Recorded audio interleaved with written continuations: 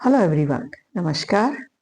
मैं हूं Anita, a clinical hypnotherapist, a clinical psychologist, a pranic healer, a soul group constellation facilitator, and of lately, I am a trainer of level 1 at ECA of hypnotherapy. So, कुछ दिनों से कुछ videos नहीं डाली थी क्योंकि कुछ ऐसा टॉपिक मैं सोचना चाह रही थी जिसमें कि एक अवेयरनेस लोगों तक पहुंचाना है मुझे। और लेटली एक लाइव सेमिनार या टॉक था इंस्टाग्राम पर मेरी मेंटर निमिष नीरजा हांडा का, और उसने मुझे एक इंसाइट दी कि yes, this is the issue that I would like to spread awareness about also, which Miss Nirja Anda is doing. And being in her soul group, I also take up the responsibility to share this further.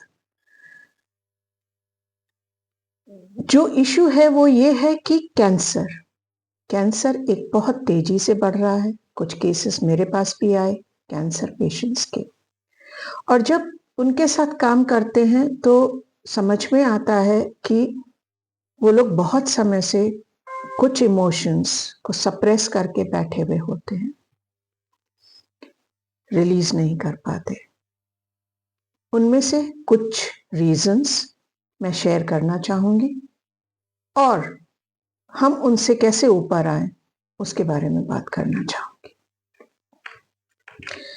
सबसे पहला है कि हम लोग जो human race है, जहां से भी शुरू हुई धीरे धीरे करके, क्योंकि एक एनिमल इंस्टिंक्ट से हम लोग ऊपर आए, ब्रेन डेवलप होना शुरू हुआ, इमोशंस डेवलप होने शुरू हुए, तो क्या हुआ कि इंसान ने ग्रुप्स बनाने शुरू करे। ग्रुप्स में क्योंकि सबको साथ रहना है तो कहीं ना कहीं एक डिसिप्लिन चाहिए, एक स्ट्रक्चर चाहिए, वो चीजें बनानी शुरू करें।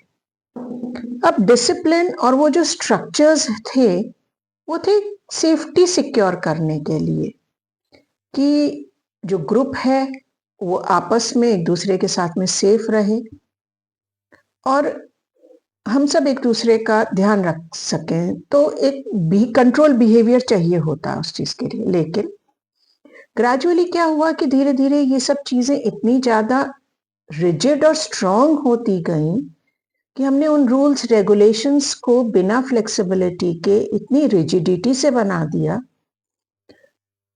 कि हम चाहे अनचाहे उनको फॉलो करना पड़ता है।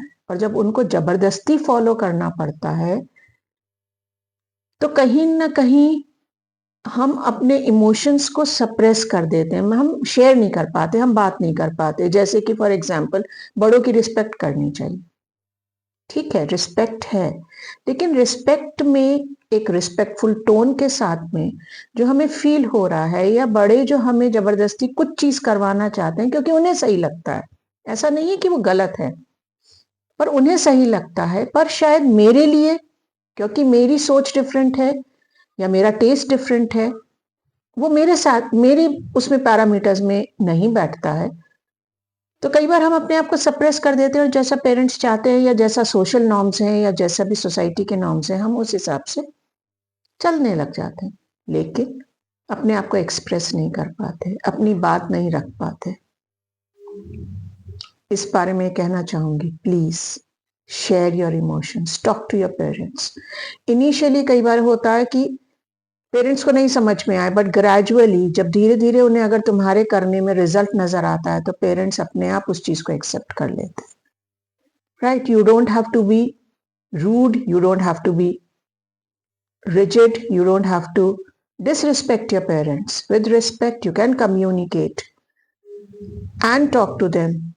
And if you are not able to talk to your parents, find a person in the family, in the society, with whom you can confide आप अपने इमोशंस को शेयर कर सको। कोई फ्रेंड हो सकता है, कोई परिवार में कोई कजन हो सकता है, कोई दोस्त हो सकता है, कोई दोस्त के पेरेंट्स हो सकते हैं जो उस बात को समझें और तुम्हारे पेरेंट्स के साथ बैठ करके मीडिएट करें। किसी के लिए भी है, ये किसी भी रिलेशनशिप में हो सकता है, ये स्पाउस के साथ इश्यू हो सकता है, ये बच्चों के साथ इश्यू हो सकता है। तो we must talk it out. और कोई नहीं मिलता तो कम से कम सोसाइटी में, फ्रेंड सर्कल में किसी न किसी के साथ में एक ऐसा अच्छा रिलेशन बनाए, और the person with whom this person is sharing must make sure that you do not judge them, क्योंकि हम कई बार जजमेंट के डर से ही शेयर नहीं करते।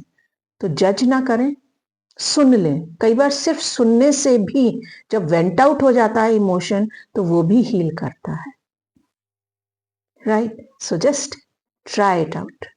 Thank you.